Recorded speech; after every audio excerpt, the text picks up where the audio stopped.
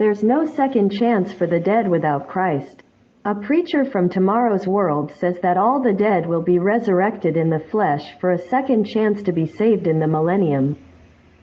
It is clear that he does not believe in hell, because once someone has died without Christ, his salvation depends on the mercy of God. If it is God's will that he live, his soul will go to the third heaven, to paradise, to the presence of God. But if it is not the will of God that he live, his soul will go to Hades, where their worm does not die, and the fire never goes out. Who will live in the millennium? Over whom will Christ and the holy angels reign? About the sons of the nations who did not fight against the king in the battle of Armageddon.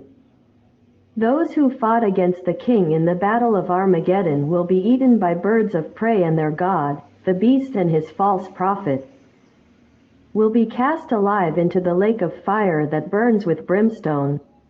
And Satan will be imprisoned in the abyss for 1,000 years so that he no longer deceives the nations. These will not be resurrected until after the millennium, when they will appear in judgment before the great white throne to later be cast into the lake of fire, which is the second death. It is written that when the 1,000 years are finished, Satan will be released from his prison, and will go out to deceive the nations that are in the four corners of the earth, to Gog and Magog, in order to gather them for battle, the number of the which is like the sand of the sea. And they went up on the breadth of the earth, and they surrounded the camp of the saints and the beloved city.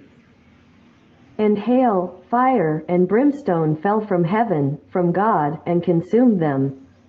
And the devil who deceived them was cast into the lake of fire, where the beast and the false prophet were already.